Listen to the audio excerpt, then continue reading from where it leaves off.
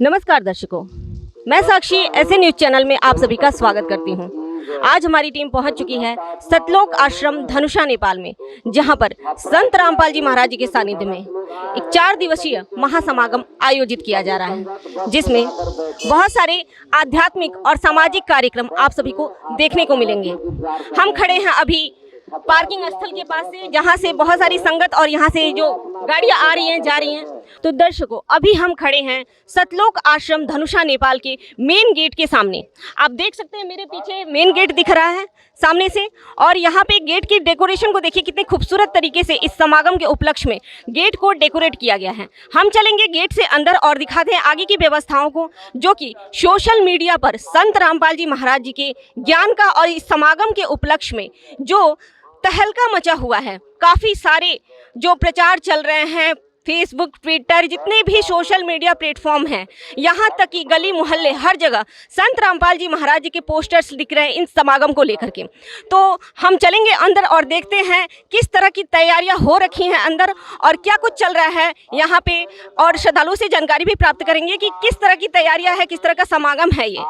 हमारी टीम पहुँच चुकी है आश्रम के अंदर, और यहाँ आने के बाद से हमें ये जानकारी मिली है कि यहाँ पे एक नहीं 2 तरह के गेट की व्यवस्था है, एक महिलाओं के लिए तथा दूसरा जो गेट है वो पुरुषों के लिए है। और सबसे अहम बात ये है कि यहाँ पे सिक्योरिटी गार्ड की बहुत ही मजबूत व्यवस्था बनाई गई है, जहाँ की हम सभी जानते हैं सोशल मीडिया के माध्यम से हमें ये जानकारी मिलती रहती है कि संत रामपाल जी महाराज जी के जो शिष्य हैं वो किसी भी तरह का कोई भी नशा नहीं करते हैं, किसी भी तरह का कोई नशा ना करते हैं। और सबसे बड़ी अहम बात है कि यहाँ पे जो सिक्योरिटी गार्ड की व्यवस्था की गई है, तो इस चीज़ का बहुत ही खास ध्यान रखा जाता है कि कोई भी जो बाहरी आते हैं, जो मतलब संत रामपाल जी महाराज जी से जो जिन्होंने उपदेश नहीं ले रखा है, किसी भी तरह का कोई नशा अंदर आश्रम के अंदर ना लेके ना जा सके। तो इस चीज़ का खास ध्यान रखा जाता है, इसलिए यहाँ पे सिक्योरिटी गार्ड की भी बहुत अच्छी व्यवस्था की गई है और किसी भी तरह का कोई अवैध सामान आश्रम के अंदर प्रवेश ना करे, इसकी खास ध्यान रखा जाता है। हम जैसे ही गेट पे एंट्री किए, यहाँ पे जस्ट लगे हुए गेट से जस्ट लगे हुए यहाँ पे प्रणाम स्थल बनाया गया है, जहाँ पर संत रामपाल जी महाराज की फोटोज लगी हैं और कबीर परमेश्वर जी की फोटोज लगी हैं और गरीबदास जी महाराज, स्वामी रामदेवानंद जी महाराज, सबकी फोटोज यहाँ पे लगी हुई हैं। और यहाँ पे मैट बिछे हुए हैं, गद्दे बिछे हुए हैं, जिस पर जो भी श्रद्धालु आते हैं अपने गुरुदेव के फोटो के समक्ष लेट करके दंडवत प्रणाम करते हैं। तो यहाँ पे ये बहुत खूबसूरत दृश्य है। ये एक तरह से कहा जा सकता है कितने आधीन भाव से जो श्रद्धालु हैं संत रामपाल जी महाराज जी के लिए कितने समर्पित भक्त हैं उनके, आप देख सकते हैं। यहाँ पे दर्शकों, हम पहुंच चुके हैं जूता घर के पास, जहां पर जो भी श्रद्धालु आ रहे हैं उनके जूता चप्पल को रखने की यहाँ पे बहुत ही अच्छी व्यवस्था की गई है। मैं आप सभी को बताना चाहूँगी कि हम हिंदू धर्म से बिलोंग करते हैं, और सबसे अहम बात है हम कभी भी मंदिर जाते हैं, मस्जिद जाते हैं, या फिर जो भी जो श्रद्धा का केंद्र है हमारा, हम मंदिर जाते हैं, वहाँ पर जूता चप्पल अपना बाहर निकालते हैं, जहाँ पर कितने सारे श्रद्धालुओं के जो जूता चप्पल हैं वो चोरी हो जाते हैं, गुम हो जाते हैं, मिलते नहीं हैं।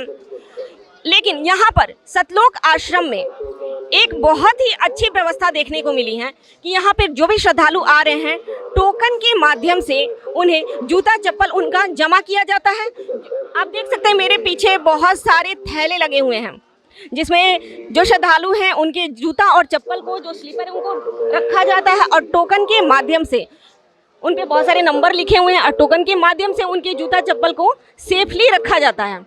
और 4 दिन तक जो समागम ये चलने वाला है, 4 दिन तक यहाँ पे उनका जो जूता चप्पल है बिल्कुल ही सुरक्षित रहेगा। किसी भी तरह का कोई चोरी जो होता है, किसी भी तरह का चोरी होने का, खोने का डर नहीं है यहाँ पे। दर्शकों, हमारे साथ यहाँ जूता घर में एक सेवादार जुड़ चुके हैं, उनसे कुछ पूछते हैं। नमस्कार जी। नमस्कार सत साहेब जी, क्या नाम है? दिनेश दास।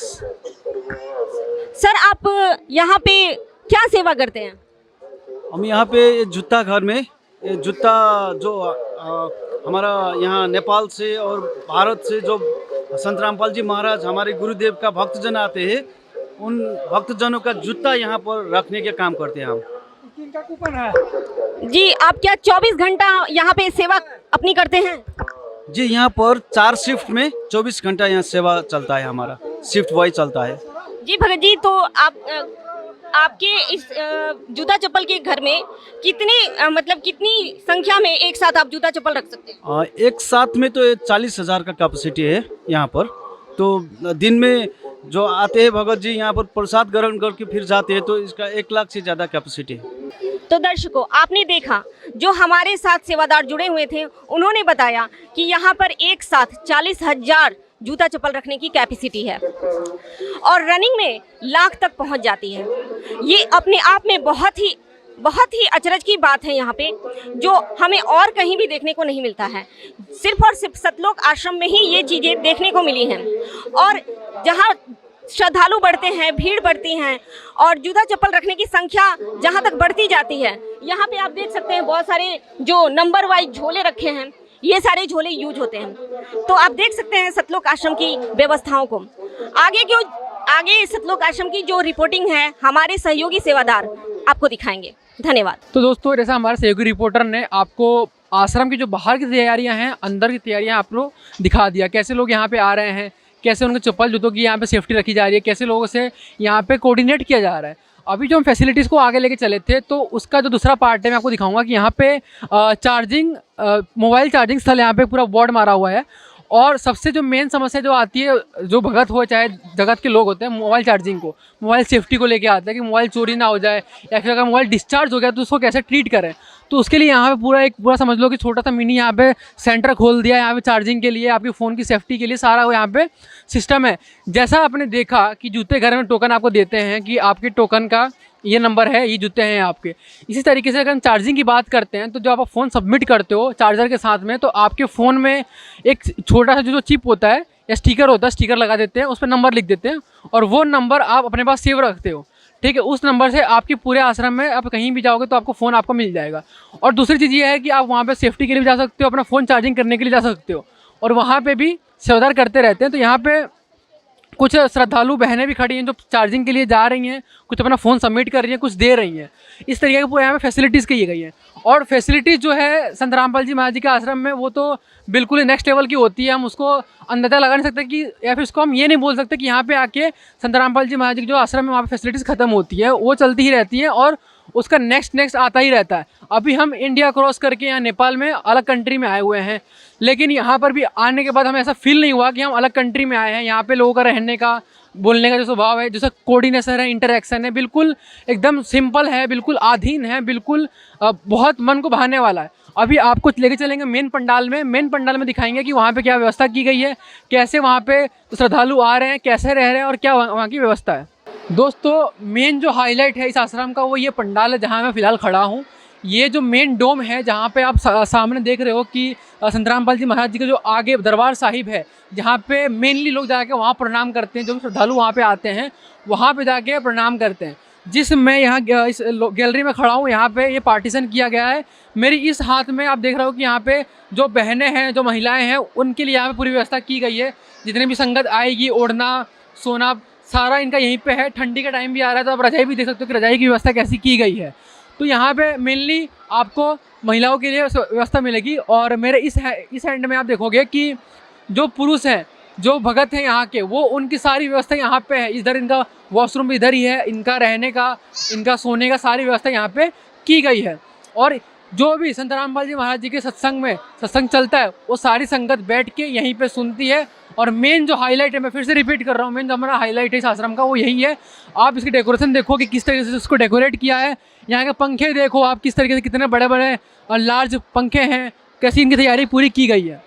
दोस्तों, जैसा मैंने आपको बताया कि जहाँ मैं भी खड़ा हूँ सबसे पवित्र स्थल है, सबसे बिल्कुल समझ लो कि मेन हाईलाइट पॉइंट इस आश्रम का।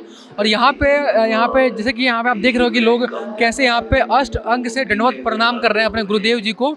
और यहाँ पे जो बहनें हैं वो उस ओर पे प्रणाम कर रही हैं, जो भगत भाई हैं, जो संगत यहाँ पे आ रही है वो इस तरीके से यहाँ पे प्रणाम कर रही है। तो आप देखिए कितना भव्य नज़ारा है और माइंड को कितना रिलैक्स कितना पीस देने वाला ये जो मोमेंट है। तो दोस्तों, आज का जो डे 1 था, संत रामपाल जी महाराज जी के जो समागम था बौद्ध दिवस को लेके, और कबीर साहब जी का जो निर्वाण दिवस है उसका पहला दिन था इस आश्रम में। पहले दिन को लेके हमारी टीम ने और हमने मिलके आपको इस पूरे आश्रम की ओवरऑल कवरेज दिखाई, क्या यहाँ फैसिलिटीज़ हैं, क्या यहाँ पे भक्त कहाँ से आ रहे हैं, सारा आपको दिखाया। तो हम आपको 4 दिन यहाँ पे समागम होने वाला है, उस 4 दिन के लेटेस्ट आपको अपडेट देते रहेंगे। बने रहिए हमारे साथ। धन्यवाद।